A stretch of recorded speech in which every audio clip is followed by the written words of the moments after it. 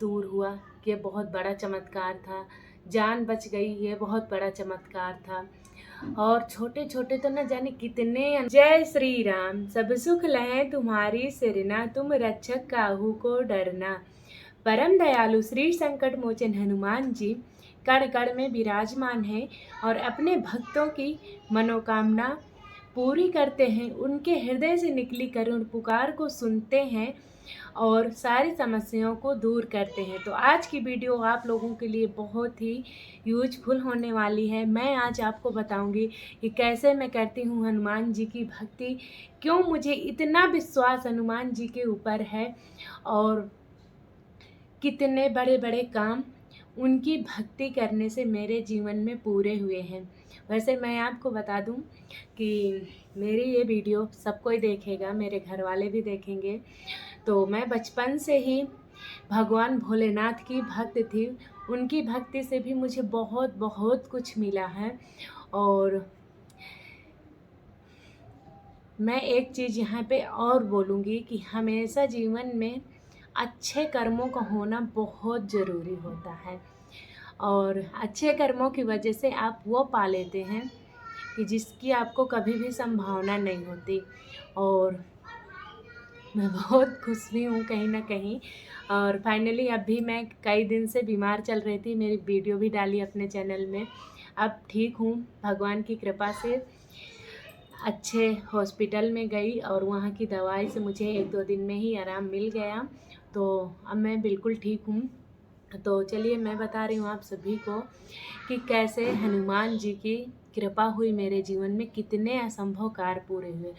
तो सबसे पहले मैं शंकर जी की पूजा करती थी और मैं हनुमान जी की पूजा नहीं करती थी, क्योंकि बचपन से ही यही मतलब देखते थे कि औरतें लड़कियां हनुमान जी को नहीं छूती। तो अब मैं आपको बताने वाली हूँ कि हनुमान जी ने मेरे कितने बड़े बड़े काम पूरे किए और कैसे उनकी कृपा हुई मेरे जीवन में, असंभव को संभव किया। मैं बहुत परेशान चल रही थी शादी के बाद। तो मेरे मोबाइल में आती है बागेश्वर धाम की वीडियो, तो मैं उस वीडियो को देखती हूँ। मुझे कुछ भी नहीं पता था बागेश्वर धाम के बारे में। और फिर मैं लगातार मतलब 1-2 घंटे वहाँ की वीडियो देखती रहती। और बहुत सारी समस्याएं थी उस वक्त मेरे लाइफ में। और फिर वहाँ की वीडियो देखते देखते मैंने गुरु जी के मुँह से सुना कि औरतें हनुमान जी को अपना बड़ा भाई मान करके और पिता मानकर, कुछ भी मान करके पूजा कर सकती हैं। तो जो हनुमान जी की मैं अपने घर में फ़ोटो लाई हूँ उसको तो मैं छू लेती हूँ, लेकिन अभी भी मंदिर में जो सिंदूर वाली मूर्तियाँ होती हैं वहाँ जा कर के अभी भी हम हनुमान जी को टच नहीं करते, छूते नहीं हैं। पर तभी से मेरे जीवन में आती है हनुमान जी की भक्ति और मैं बहुत ज़्यादा फिर हनुमान जी की पूजा करने लगती हूँ, भक्ति करने लगती हूँ, हनुमान चालीसा का पाठ करने लगती हूँ। इससे क्या होता है कि बहुत सारी समस्याएं मुझे कुछ भी बिना हनुमान जी से मांगे बोले पूरी होने लगती हैं और लाइफ में बहुत सारे सुधार भी होने लगते हैं। फिर क्या था आपको मैं बताऊं कि एक लोन था, कर्ज यानी कि, जो कि बहुत दिन से हाँ, उसकी ब्याज के ऊपर ब्याज बढ़ती जा रही थी। और ऐसा नहीं था, जितना हमारे पास कर्ज था उतने पैसे कई बार आए और लेकिन हम उस लोन को नहीं चुका पा रहे थे और वो पैसे ख़त्म हो जाते थे। कहीं कुछ हो जाता था, कहीं कुछ लेते थे, ऐसे कुछ हो जाता था, लेकिन कुछ ना कुछ ज़रूर हो जाता था। फिर मैंने 7 दिन का संकल्प लिया हनुमान चालीसा का कि हे प्रभु, इस कर्जा को, इस लोन को आप जल्दी से जल्दी पूरा करवा दो, क्योंकि उसकी ब्याज बहुत बढ़ रही थी। फिर 7 दिन के अंदर ही मैंने संकल्प लिया और मंगलवार को ही, आप यकीन नहीं मानोगे, मतलब पैसा इकट्ठा हो गया। इकट्ठा हो ही जाता था हर महीने उतना, और 1-2 महीने का इधर उधर से, और वो हमारा कर्जा मतलब ख़त्म हो गया। वो पूरा ब्याज सहित उस लोन को हमने ख़त्म कर दिया अगले मंगलवार को ही।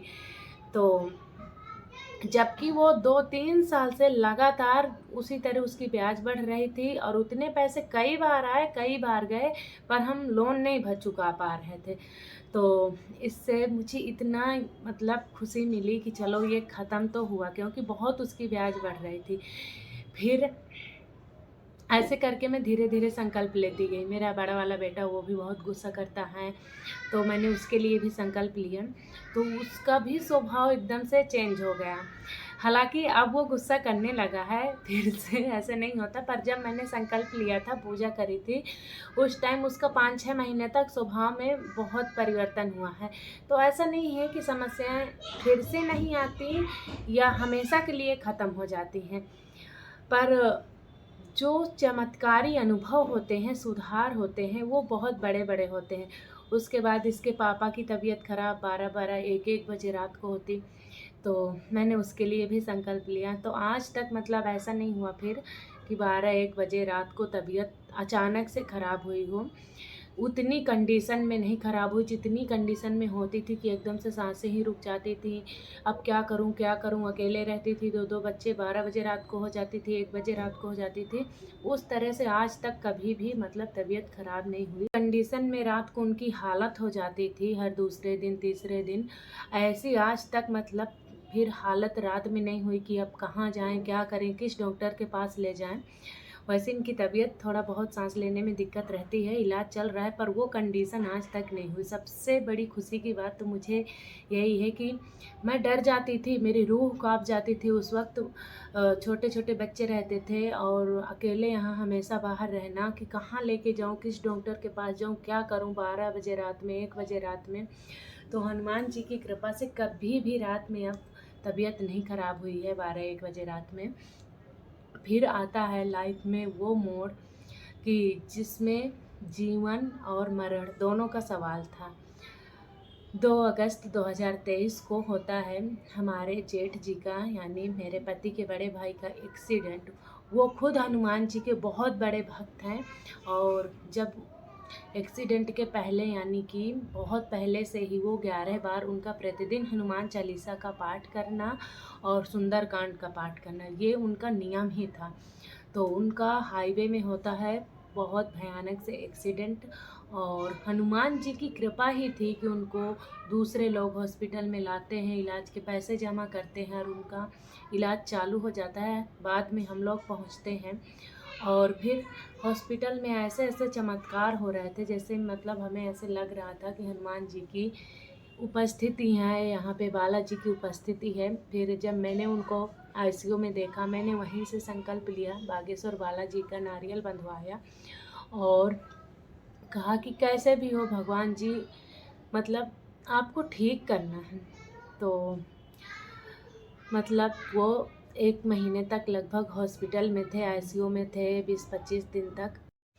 फिर हॉस्पिटल में वो असंभव ऑपरेशन सक्सेस होते गए, जैसे बागेश्वर बालाजी वहीं उपस्थित हैं। कई दिन से मेरी तबीयत ख़राब चल रही थी। प्राइवेट वाले इतना डरा दिए थे डॉक्टरों ने कि ये इन्फेक्शन है, ये कम है, प्लेटलेट्स इतनी कम है और टाइफाइड बिगड़ गया, ये सारी मतलब बहुत दिन से वो इलाज कर रहे थे प्राइवेट वाले, और कई कई तरीके से दवाई देते और 800-800 फीस, 1200-1200 फीस, ऐसी फीस मतलब इतना लूट लिया कि हद से ज़्यादा। फिर मैंने हनुमान जी से कहा, आप ही कुछ रास्ता दिखाइए प्रभु। फिर अचानक से अगली सुबह होता है कि चलो सरकारी में दिखा दे। सरकारी में गए, वहाँ तो आधा बीमारी ही कम बता दिया थी और दवाई दे दिया। उन दवाइयों से मुझे आराम शुरू हो गया। तो बहुत सारी छोटी बड़ी ऐसी मेरी जो मुश्किलें होती हैं वो हनुमान जी की कृपा से दूर हुई हैं, और बहुत मतलब जैसे कि मेरे जीवन में कर्ज था जो, वो दूर हुआ, ये बहुत बड़ा चमत्कार था। जान बच गई, ये बहुत बड़ा चमत्कार था। और छोटे-छोटे तो न जाने कितने अनुभव भरे पड़े हैं, मैं आपको कितने बताऊँ। क्योंकि मुझे एक विश्वास रहता है कि कहीं पे ये काम नहीं बनेगा तो मेरे भैया हनुमान जी ये काम को पूरा करेंगे, बनाएँगे, और सच में वो पूरा होता है क्योंकि विश्वास है। और विश्वास जहाँ पे होता है वहाँ पे सब कुछ संभव होता है। और ऐसे छोटे-बड़े बहुत सारे अनुभव हैं मेरे जीवन में जो हनुमान जी की कृपा से पूरी हुई हैं मनोकामनाएँ। ऐसा नहीं कि जीवन में समस्याएँ नहीं आती, समस्याएँ सबके जीवन में आती हैं, पर वो समस्याएँ छोटी होकर के निकल जाती हैं। तो जय श्री राम आप सभी को। और वीडियो को मैं अभी कर रही हूँ एंड, वीडियो को लाइक कर देना, चैनल को सब्सक्राइब कर लेना, और आपको हनुमान जी की भक्ति से जुड़े वीडियो मिलते रहेंगे चैनल में। और अगर आपको कोई सच्चा अनुभव हो तो कमेंट करके ज़रूर बताइएगा।